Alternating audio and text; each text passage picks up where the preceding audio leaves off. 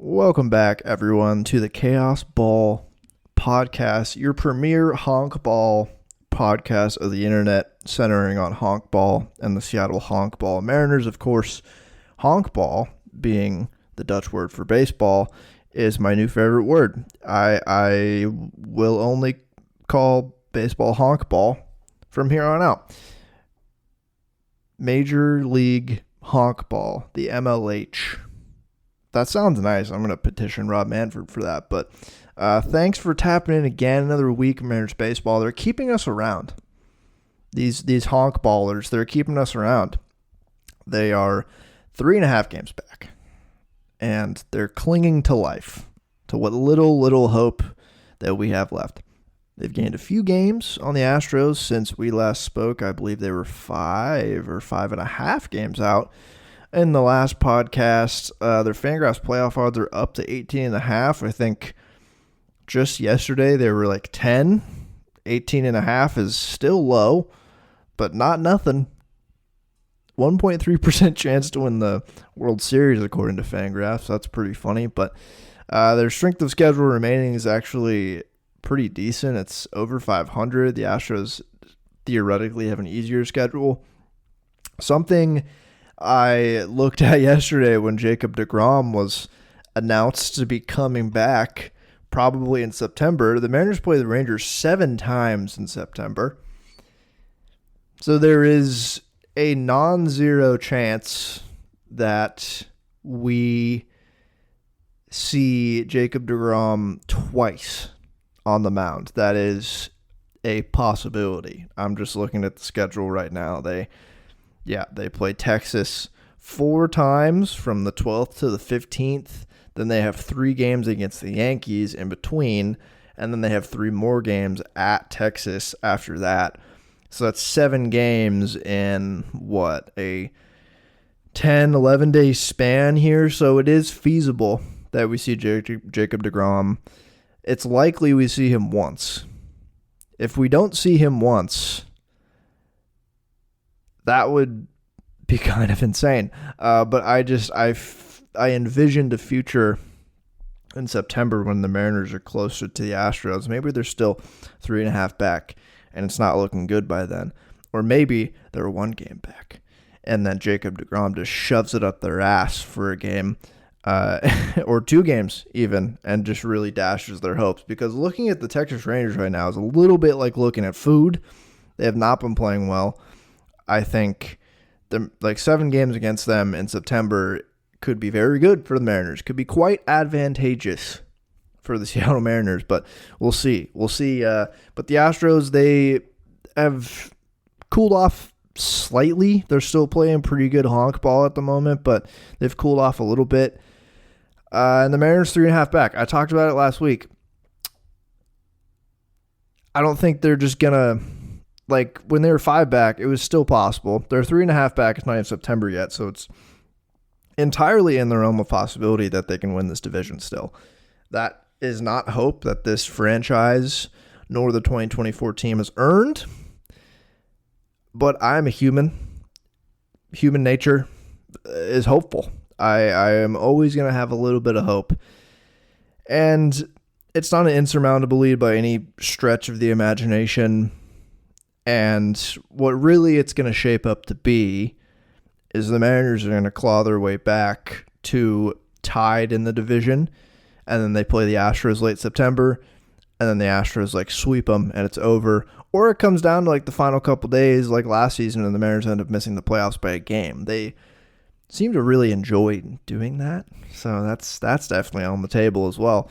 I have this episode. I'm riffing. I got numbers to show you. I'm going to praise the pitching staff. I'm going to give the starting pitching staff and a couple of the relief pitchers their flowers that they have earned this season. It's a pitching staff that I think deserves to pitch in the playoffs, and I think we should just keep talking about how good they are. But before I talk about the pitching staff, I will bring you down a little bit and tell you a little bit of why this team is so infuriating this season, because I've looked at their records when they've scored a certain amount of runs in each game. It's bleak. It's just like a hilariously, uniquely infuriating baseball team that Jared Poto and co have. Baseball. I said baseball. I meant honkball team. It's just what a for a Mariners franchise that is so enraging at times for the fans and quite, I don't know, they just twist the knife a lot. They salt the wound a lot. This year's been uniquely sad. And in so many ways, it's not that they've been playing bad. You take a pop under the hood and look at the underlying numbers of this team, and there's just a great team in here, and it simply all boils down to scoring like one more run a game, basically, is what this boils down to. So, before that, real quick, just looking at their second half performance, it obviously hasn't been good. 16-20. It's right around where the Phillies are, funny enough, but second half, 16-20. It really has not been good. Been one of the worst teams in baseball in the second half. They're playing, and around this over the span of the season, they're playing under their Pythagorean win-loss record, which is their expected win-loss. It's 70-64, and they are 68-66. They've lost the plot there. This is a baseball team the past few years that's had to squeeze as many wins out of this roster as humanely possible to reach their desired outcome of 90 wins and what the front office sets out to do. And some of that in recent years, I think, was a credit to the pitching and the bullpen in particular. I think you win a lot of one-run games on the back of a good bullpen. I think, again, like I said, when Scott Service got canned, I think it's on the back of the coaching staff as well and how they manage games. I don't think you accidentally get lucky and win a bunch of one-run games in like a 3-year span. I think there's some luck to it. I think some of it is good bullpen and good management. And then also, of course, relying on like some chaos ball situations and some chaos ball luck that they tend to conjure up because they're just not a normal baseball team. But this year, they've lost the plot, and they are 2 games under their Pythag. It's just not what we've seen from this team. They constantly won more than both they were projected to before the season and just in the season. Looking at their Pythag, they always played above it. I think it literally is just because of the pitching and the bullpen. But this year, the bullpen has wavered. It hasn't been as good in recent years. I mean, we knew going into it we weren't going to have Brash, and we weren't going to have Santos for a lot of the year.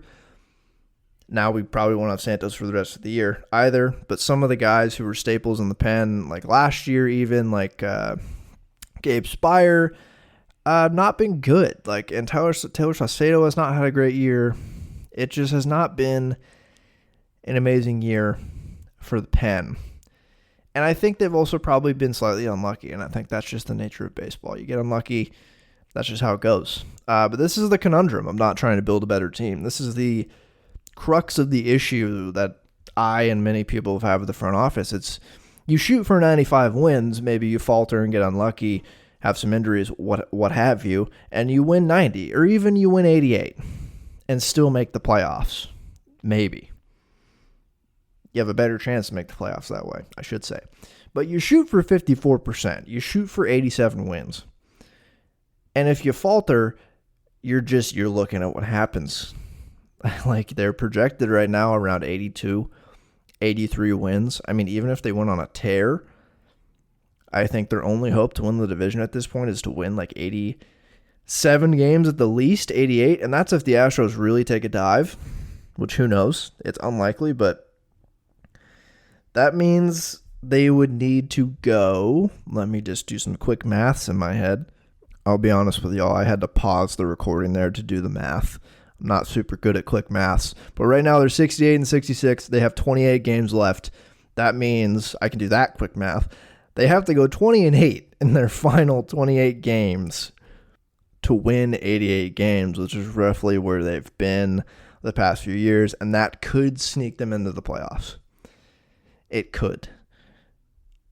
Division-wise, I don't think they have any chance in the wild card. Like, off a wing and a prayer, they get in the wild card with 88 games, but it's looking like it's going to be Yankees or Orioles, maybe not the Red Sox now, but then Probably an AL East team and 2 AL Central teams is what it's looking like right now.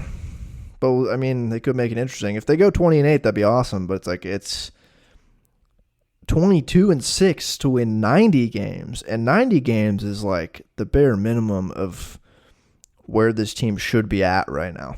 And the front office should be embarrassed. So I just wanted to get that out of the way. They've lost the plot this season in terms of they're under their Pythagorean win-loss. It's just not what we've seen from this team. We've seen them play honkball a little bit better than this in the past couple of years. God, the Dutch language, man. The Dutch language is utterly ridiculous. Not to tangent a little bit, but the Dutch language is just, it's unserious in the best possible way. Like, the Mariners right now, they have been a serious problem, if you know what I'm saying. But let's, I could talk about the Dutch language for a lot longer, but let's get into it. Why are the Mariners bad? Bad offense. What happens when they score more than 2 runs a game? Oh, good things. It's crazy. It's crazy when you factor that in. So let's just look. Let's look at the Mariners' records after certain scoring thresholds. So I looked at when they score 3 or more. I looked at when they score 4 or more, and I looked at when they score 5 or more. And then I dug up, just out of curiosity, where they're scoring 2 or less, what their record is versus the league. So let's just start. Let's start with 3 runs, shall we? And just a reminder here, the Mariners are averaging 3.9 runs a game at the moment. That would put them at, 5th worst in the league, tied with the Los Angeles Angels of Anaheim. And then the White Sox are last at 3.1. The Marlins are second to last at 3.7. And then the Rays are right above the Angels and the Mariners, third to last at 3.8. And those teams will come up often in what I'm reading here for you. So when the Mariners score 3 or more runs, they are 62-23. That is a 72.9 win percentage. And that's 4th in all of Major League Honkball in those such games. So they're the 4th winningest team in the league when they score 3 or more runs. The thing is, they've only had 85 such games where they scored 3 or more runs this season. That's the 4th fewest in the league. The only teams who've had less games than that, scoring 3 or more runs, are the Chicago White Sox with the fewest, the Tampa Bay Rays, and then the Oakland A's. All 3, top 3 in the lowest amount of 3-run plus games this season, and then the Mariners are right there next to the Angels. Now let's go to 4. Let's go to 4-run games. Where are the Mariners? They are 55-11 when scoring 4 or more runs in a honkball game. That's an 83.3% win percentage. That's the second best in the league. I think you can see where this is going. So they've had 66 such games, scoring 4 or more runs. That's the 5th fewest in the league. And lo and behold, the White Sox have the least amount, scoring that many. The Marlins are right behind them. And then the A's and the Rays are all above the Mariners, or below, I guess. Below. So, do you see a trend starting to form here? Let's go to 5. This is the one that's going to kick you right in the nuts. Their record when scoring 5 or more runs, 43-4. They have only lost 4 games this season when they've scored 5 or more runs. That is by far the best winning percentage in the league in games where they score 5 or more runs. 43-4. That's a 91.5 win percentage. The next best team on this list is the Padres with an 89.1% win percentage in those games. So they have some freaking separation at the top when they score that many runs. But can you guess how many of those they've had? They are tied for 4th fewest of those games in the league. And a shout out to the AL West bringing up the rear here. So obviously the White Sox have the fewest games scoring 5+ runs. then the Marlins, then the Rays, and then the Oakland A's, the Texas Rangers, and the Seattle Mariners are tied for fourth with 47 games of 5+ runs. So when they score more than 3 runs, they are one of the best teams in the league. When they score more than 4, they are maybe the best team in the league. When they score more than 5 runs in a game, they are literally the best team in the league at winning those games. They just simply don't do it very often. It is infuriating. It is again, like I said, uniquely hilarious team this year. It is, oh my God, it's just awful. And out of curiosity, like I said, so I looked at also what they've done scoring 2 or less runs a game. So reminder, they score 3.9 runs a game. So average that out, they're not scoring a lot more than 5 in a game. They're not doing that super often. They're scoring more than 3 a little bit often, but they're also scoring 2 or less pretty often as well. But caveat, for scoring 2 or less games, I looked at the whole league. No team is good in these games. Like, it's not like there's a team with a winning percentage that's over 500 in games where they score 2 or less. Like, you're generally going to lose if you don't score that many runs. So the first place team in this, interestingly enough, and it's not surprising, it's the Milwaukee Brewers. And they have a 25.8% win percentage in those games. So that's the highest. The Mariners have a 12.2 in those games. So that's like middle of the pack. That's 13th best. 6th and 43 in games where they have 2 runs or less. But can you guess what I'm going to tell you now? Who do you think has had the most games scoring 2 or less runs? You should be able to guess the top 3. It's the White Sox at the top. It's the Rays, and then it's the A's. And then who's in 4th? The Seattle Mariners. The Seattle Mariners are in 4th place. You got to go double digits to find a team that might make the playoffs, besides the Mariners, I guess, who has this many games scoring 2 or less runs. So I'm just going to read it to you. Again, White Sox, Rays, A's, Mariners. And then after the Mariners, Nationals, nope. Angels, nope. Marlins, nope. Pirates, nope. Rangers, nope. Tigers, they've been playing better, but no. Rockies, nah.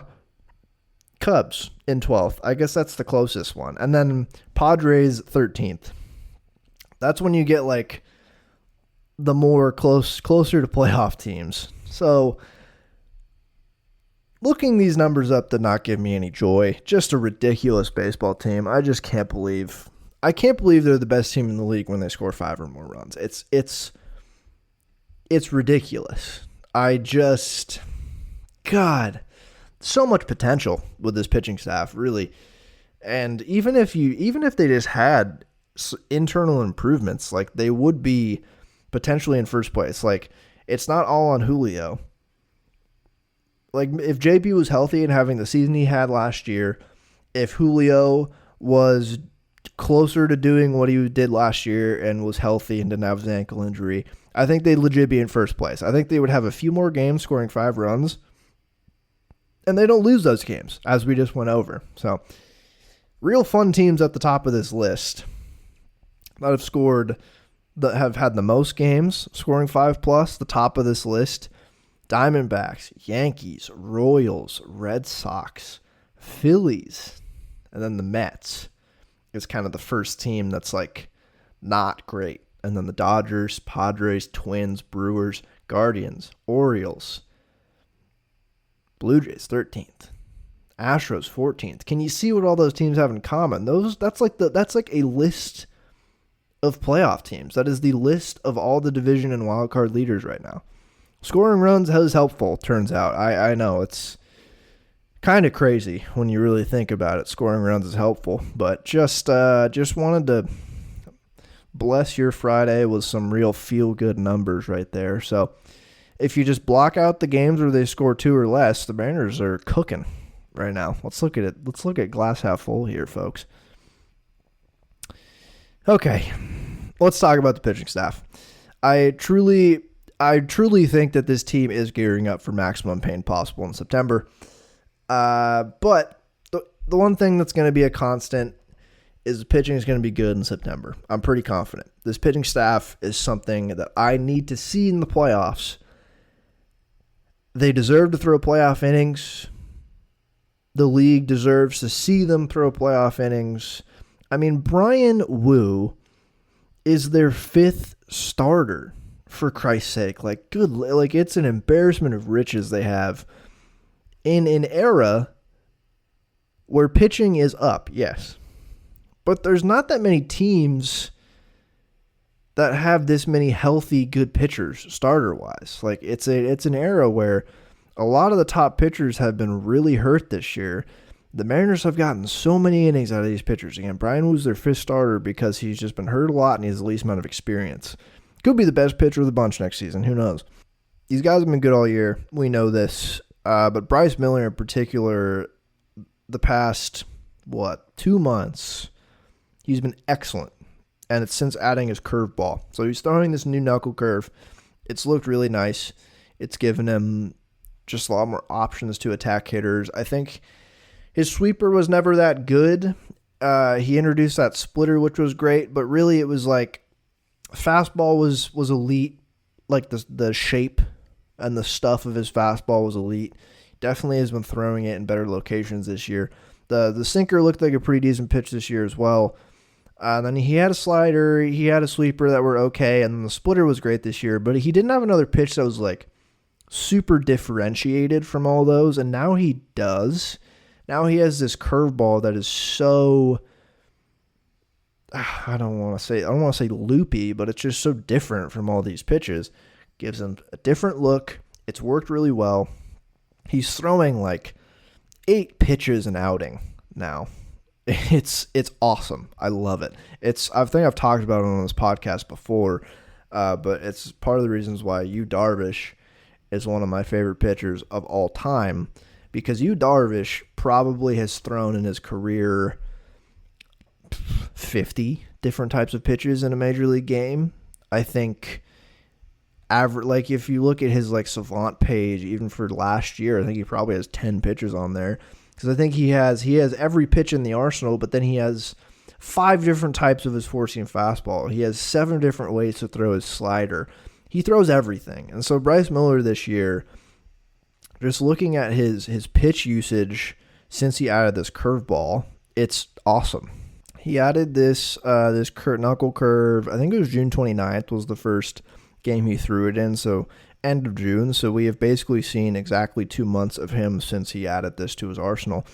Since then, he's at around 10% curveball usage now, but recently, in the month of August, he has thrown 41% four-seam fastball, 15% splitter, around 12% slider sinker, 10% curveball, 5.5% sweeper, and then 4% cutter.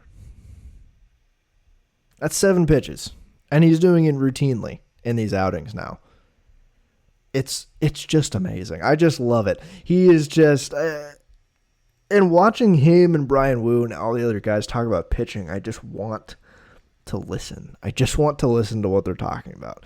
I feel like they're just like, I bet you couldn't throw this in a game next week, and then they do it.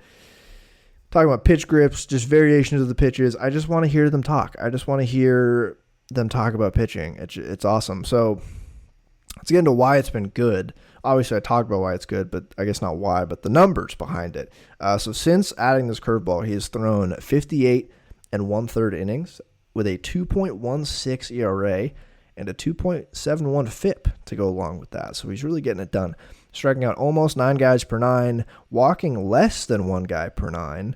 And among qualified starters, since he added that pitch, he's got the 8th highest F4 with 1.7, right ahead of his teammate Logan Gilbert, and he's the 3rd lowest ERA in that span. He has just been amazing. He's just been phenomenal since adding that curveball. And like I said, I just absolutely love watching him throw 7 pitches an outing. It's just such a joy. And then broader scope, this pitching staff, I mean, George Kirby, I guess, has been, I wouldn't say, maybe a little disappointing. His body of work largely has been good. he's just had a couple games this year where he's given up like 10 runs. That has kind of tanked some of his numbers here, and we'll get into the two different kinds of wars here in a second. But I guess he's been the biggest disappointment, but even disappointing, he's having a great year. Logan Gilbert has been the one that's just been, I compared him to a Clydesdale horse the other day on the internet. He's just a hoss. He's a stallion. He's so good, and it's just dominance. You talk about mound presence it's important for pitchers. And he has as good of a mound presence of anyone in the league. And I think the fact that he is 6'6", and just coming down at you off that mound, and he releases the ball so close to home plate, that adds to it. And he's just, like we talked about his alter ego, Walter, he's just a different dude up there, and it shows. He mows guys down. He shows tons of emotion when he gets out of jams. It's just been amazing. It's just been awesome to watch him flourish into this frontline ace, Cy Young type pitcher, especially because he was kind of the first of this new wave of Mariners prospects. Like, he was the first to kind of make it out of the rebuild. It was him and Cal. And then obviously shortly after that, we had George come up, Julio come up, and then recently like Bryce Miller, Brian Wu. But Logan Gilbert was the first guy to get called up. He was one of the first college pitcher draft picks that this newfangled front office made that looked like it was really the future. So it's even more special. And he, again, has been a huge part of this rotation all year, but this rotation, all of them have been awesome. The Mariners have 4 of their starters in the top 50 of Fangraphs WAR, and Brian Wu is 53rd. And obviously, he's only thrown like 87 innings, and he's 53rd in Major League Honkball in FWAR, which is pretty awesome. So if you just put it like top 55, all 5 of the Mariners starters are in there, which is astounding. And then if you looked at Baseball Reference WAR, which I think a lot of people should also look at for pitchers, they also have 4 starters in the top 50 of Baseball Reference WAR. But Kirby is the only one outside of that, and he's 55th. So again, if you did top 55 in both wars, they have all 5 of their starters, Baseball Reference and Fangraphs. I do not know what Baseball Prospectus's WARP is looking like for these guys, but I bet it's pretty good. And it's interesting, the discrepancy in the wars. I've talked about this on the pod before, but it makes sense to me why Brian Wu is so much higher in Baseball Reference WAR and Kirby is so much lower in Baseball Reference WAR. It's because Baseball Reference WAR for pitching is based on runs allowed per 9 as one of the main calculators there. And Fangraphs WAR is based on FIP. And as we know, Kirby is kind of a FIP king. He is really good at limiting damage to what he can control. And Brian Wu, this season, he has, we'll wait another season for me to dub him a FIP or Sierra or ERA King or whatever I'm going to call him. But simply put, he has been a little bit luckier, I guess you could say, this year than George Kirby and other people. But he's really just not allowed runs in his starts. He's been insane. He has I think it's a 2 flat ERA right now. Let me just real quick look. 2.05 ERA, 2.92 FIP. So still phenomenal, both of those numbers, but a lower ERA is just going to get you more Baseball Reference WAR. So you look at it, Fangraphs is more how truly good are these pitchers, looking at it in a vacuum, and Baseball Reference WAR is how good have these pitchers been this year with all of the outcomes factored in. As we know, ERA is slightly flawed in that way. That's why we have other numbers like FIP, Sierra, XFIP, whatever. And that's why I think both these WARs are useful. You just got to know how to use them. But the discrepancy is crazy. So Brian was 24th in Baseball Reference WAR, tied with Logan Gilbert for the highest on the Mariners rotation in Baseball Reference WAR with 2.8. And then you look at Fangraphs WAR, and he has a 2.1, and Fangraphs WAR is 53rd overall in the league. And some of that is body of work, like, again, 87 innings, but slightly higher FIP. But point is, all 5 of these guys have been insane. They've been insanely good. It's been awesome to watch, and it's going to be a disservice to pitching to pitchers everywhere, to pitcher enjoyers everywhere, to the fans, to the pitchers themselves, a disservice to everyone involved if they don't get to throw in the playoffs, because especially it's in this day and age, there's not very many teams who'd feel comfortable with their fifth starter throwing or starting a playoff game. And I think at this point, if the Mariners had to start Brian Wu, actually, I'll go even farther. A lot of teams barely know who's starting game 3 and aren't super confident in their game 3 starter, as the Mariners would be in, I don't know, it'd probably be George Kirby or Luis Castillo. I think Logan Gilbert would be your game 1 starter, and Luis or Kirby would be 2 or 3. And then you go even further than that. What playoff team right now is confident in their 4th and 5th starter to start playoff games? Playoffs started today. If the Mariners were in a 5-game series, and then let's say they're in a 7-game series, I think they'd be very okay with starting Bryce Miller and Brian Wu at playoff games. I think they'd be very okay with that. And I don't think there's any other team in the league that can say that about their 4th and 5th starters. It's been insane, and that's why it's even worse, the fact that they're 68 and 66. Awful. Who else has been good? Again, like I said, the bullpen has faltered this year. Compared to recent years, they've had an awesome bullpen recent years. This year, it's been fine. Hasn't been great. Again, part of it was Brash out for the year, probably because he threw 400 innings last year as a relief pitcher and was awesome and throwing as hard as he possibly could in all of those innings. And Santos, same thing, hard-throwing reliever, injury troubles.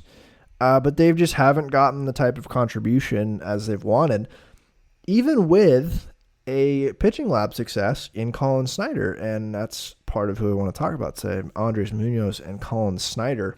They have just both been awesome. Andres Munoz, a little bit of a stumble early in the year, but it is if you're a relief pitcher who stumbles in April, nobody will remember that if you have a really good May or even a really good June to the rest of the season. And Andres Munoz has been sublime for this team.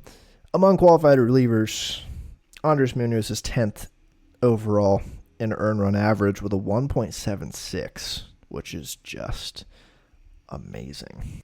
I'm just skimming through Munoz's numbers. Eye test is like he's just back. We saw him in 2022. He was one of the best relievers in baseball. His slider was one of the best pitches in baseball. Last year, he had a really good year, just got hurt and only threw 49 innings total. This year, he was still hurt a little bit, but he's thrown 51 already. So in September, if he's fully healthy all of September, he'll get close to 65 like he did in 2022, I'm sure. Maybe even surpass it depending on how much they end up using him and leading on him in September. But really, the numbers look similar to what we saw in 2022 when he was so dominant. Go to his Savant page. It's red. It is blood red everywhere except for walk rate and barrel rate. Everything else, he has been dynamite. And it's not dissimilar to what we saw in 2022. His slider has been elite. And his fastballs have been good complementary pitches. It helps he throws so hard. But he throws hard enough on those fastballs to keep him honest, and his slider has just been so good. I mean, his slider where he locates it just below the zone, it is impossible. It is impossible to hit. He is 99th percentile whiff percentage. He has 97th percentile fastball velocity. His chase rate is elite. His hard hit rate is elite. His K percentage is elite. His barrel rate, weirdly enough, people barrel him quite often, but it's not hit super hard for a barrel, I guess you could say. So it's just, he's been awesome. He has been everything they could have wanted this year in the back of the bullpen. I just wish he had a couple better setup men in front of him. But Colin Snyder has taken up that role in the second half. Since he's come back up, he's looked awesome. He's looked so good, and they've started to give him those back of the bullpen innings, partly, I think, because he's earned it, and partly because necessity. It's necessitated him to do that because Jimmy is out with injury and wasn't great when he was pitching, and Santos is out, and no one else this year had really stepped up to be that guy. And Snyder is right now. Like, if you cherry pick a little bit because he's not qualified, I think he's thrown just over 30 innings. If you look at relievers with at least 30 innings this year, he is 6th overall in ERA with a 1.47. 1.47 ERA for Colin Schneider. Or 1.56, my bad. 1.56. I had the wrong number. But still, that's great. 3.46 FIP, which is a lot higher. But if you know me, you know I'm a Sierra guy for relievers. 2.38 Sierra. So what that tells me is, yeah, he's probably giving up a decent amount of batted balls that maybe he's gotten a little bit lucky with, but those batted balls have not been hit very hard, which is a good thing. Thanks, Sierra. 37% K percentage for Colin Snyder. Colin Snyder, dude. Like, come on. And he's doing it in a different way than Andres Munoz. He does not have elite velocity. He does not have an elite slider. He throws a sweeper that has been great this year, but really his fastball is awesome. And he does not get it done with velocity, but I think why the Mariners loved him is because he's only improved this in recent years. His fastball spin is just elite. And I think combined with his arm slot, it's kind of a lower-ish arm slot. I think it's what? It's a 3/4 arm slot, I'd say. It's like I've talked about Brian Woo's. Brian Woo's a little bit differently, but point is the fastball, it's not like coming down at you from like an overhead. It's coming a little bit from the side, which means there's more ride on it, and especially with the spin he gets on it, it's just a really deceptive pitch, and he's been really good at locating it. And guys just can't seem to square it up at all. Like, he has a 25% hard hit rate on his fastball, which is pretty astounding because four-seam fastballs are the hardest hit pitch in all of baseball. They're the most common pitch as well, but they're also the most hardest hit. And then he also mixes in this cutter, which just gives him a little bit of variation off the sweeper and the fastball. And he's just been great. He's just been really good. Like, locations have been awesome. He sequences his pitches well. I think Cal knows exactly how to catch him. He also has a sinker that's been solid, but he throws it 5% of the time. So I guess when he wants to just kind of get a pitch over and it's unexpected, he can do it. But really the bread and butter pitch has been the four-seamer, and it really stood out to me that spin rate. Like, it's elite. That doesn't mean much for most people watching baseball, but I think that's obviously part of the reason why the Mariners really liked him this year. I think the biggest thing on his Savant page that stands out, everything is better than it was the last couple seasons. Like, most things are just way better this year. He's just been awesome. But the zone contact rate is down to 72% from almost 89 last year. So it's just been deceptive. It's been deceptive as hell for him this year. And even when he leaves one over the middle of the plate, he's not getting burned by it all the time, which is super, super useful. So both these guys have been great. It's been awesome to see Colin Snyder kind of come into his own and remind us that is a core competency, maybe the core competency of this ownership didn't have any hand in this regime, I guess. Front office, there it is. Organization. I could not find the word organization, but yeah, pitching lab. Pitching lab has done it again. And then similar, I guess, with Austin Voth. Austin Voth since the All-Star break has been great. Austin Voth since the All-Star break has what? 1.42. 1.42 ERA. Oh, no, never mind. I keep reading the wrong numbers. 1.23, even better ERA since the All-Star break with a 2.15 FIP and a 2.72 Sierra. He's been great. And then Troy Taylor has been very intriguing since coming up, a guy that I've liked in the org for a long, long time now, it seems like. At least on this podcast, it seems like. I mentioned him at the start on my first minor league team of the year, I think, as a relief pitcher down in Arkansas. But he has a 1.42 ERA, 3.65 FIP, 2.91 Sierra. Definitely a little bit lucky, but his stuff looks nice. I really like his delivery.